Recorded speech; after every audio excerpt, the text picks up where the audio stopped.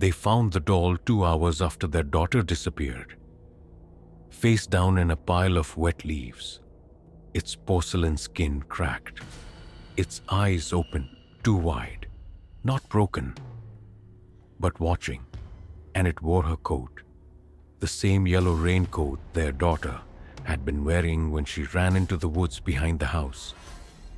Sarah's breath caught. Tom reached for it. The doll was warm. The coat was damp, too real, too recent. At first, they thought it was a sick prank, another child's toy maybe. But the fabric wasn't toy-sized. It was child-sized, human-sized, and it smelled like her. Sarah screamed into the trees until her throat bled. The woods only answered with wind and the distant creaking of branches, like the forest itself was shifting. They reported her missing. Volunteers came. Drones searched from above. Dogs sniffed nothing, only the doll. The police tried to keep it as evidence, but the power flickered. One officer slipped near it, cracked his skull. The doll had been on his desk. When they looked again, its head had turned. Just a little, but enough to notice. Sarah brought it home. Everyone said no, but it was the last piece of her little girl. And a mother doesn't abandon her child, even if her child is made of porcelain. Then came the sounds, tiny movements when no one was there. Soft creaks at midnight, humming, not from the doll, but around it. Then came the dreams. Sarah saw her daughter, standing in the woods, skin pale, eyes hollow. She whispered, "I'm cold, Mommy. Why did you leave me?" Sarah woke up shaking. The doll was in her arms, but she had left it on the shelf across the room. Tom begged her to get rid of it. He said it watched him sleep. He said it smiled when no one looked. He threw it in the river. It came back. The next morning, dry, sitting on the porch, smiling. The doll began to change. Its face, its skin, its teeth, becoming more and more like their daughter, down to the tiny scar on her eyebrow, from when she fell off her bike at 5. One night, Tom saw it blink. Then came the footprints, child-sized, wet. From the back door cut to the shelf, they tried everything, burning, burying, sealing it in concrete.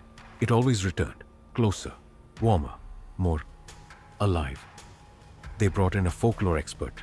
He told them a terrible thing, that some dolls are cages for souls, trapped, alive, screaming on the inside, but silent on the outside. Sarah broke, not from what the doll did, but from what it didn't. It never cried. It never spoke again. It only stared.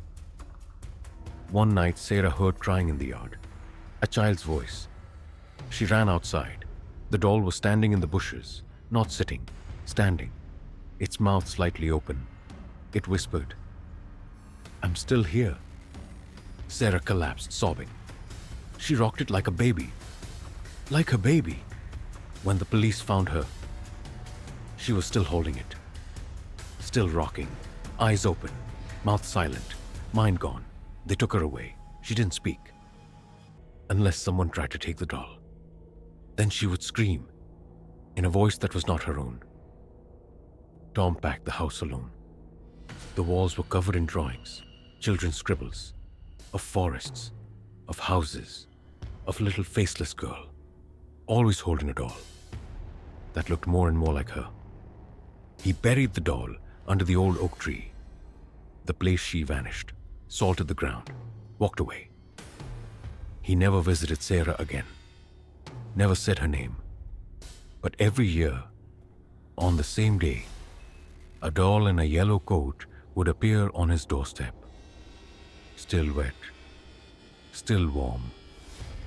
And each year, it looked a little more like her, a little more like the girl he lost.